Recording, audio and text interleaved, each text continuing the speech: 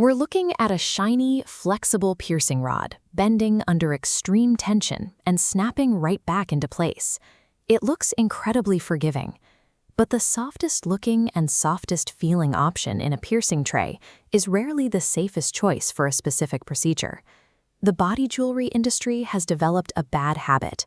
We take vastly different synthetic materials and dump them all into a single vague category called flexible medical plastics.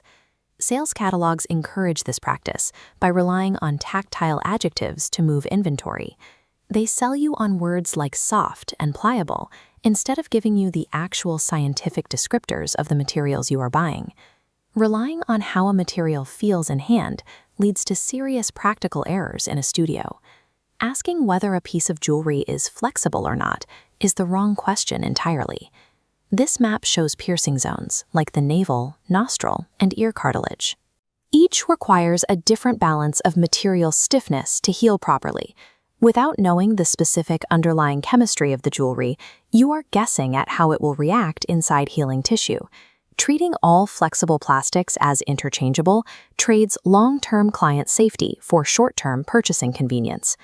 To fix this, we need to strip away the marketing terms and look at the invisible, underlying chemical structures of the base resins themselves. This diagram illustrates our first major category, a branching molecular chain representing a polyolefin. Specifically, this is a polypropylene random copolymer, known as PPR. Trusted brands like BioFlex and Bioplast are not generic plastics. They belong exclusively to this PPR chemical family. Compare that to the structure on the right. This model has alternating rigid and flexible segments, the signature of a urethane-based elastomer, better known as thermoplastic polyurethane, or TPU. Despite medical soft catalog labels, TPU possesses an entirely different chemical architecture than PPR. Look at the data below the models. Their vectors for elastic response, surface friction, and modulus diverge completely. These chemical differences cause physical complications. If the stiffness doesn't match the anatomy, the jewelry can cause tissue irritation or migrate out. When a studio buys an unlabeled flexible product based on feel, they are highly likely to receive a TPU elastomer for an anatomical use case that actually demands a PPR polymer. Confusing PPR with TPU is like comparing apples to a rubber band. Categorizing these different materials strictly by their chemistry ensures the jewelry behaves exactly as intended once inside the client. The market confusion between these materials creates a daily hazard. Studios are continually making avoidable purchasing mistakes, which trickles down into inaccurate counseling for their clients. Take a look at this clinical packaging.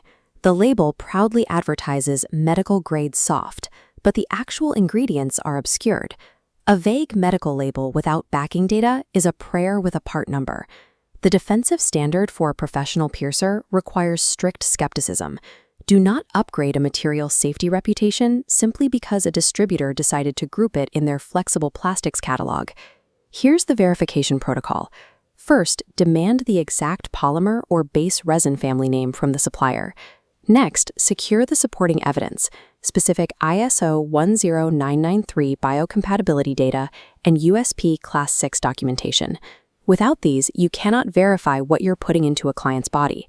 To properly evaluate safety and anatomical use cases, you have to verify the specific polymer family before the jewelry ever touches your tray.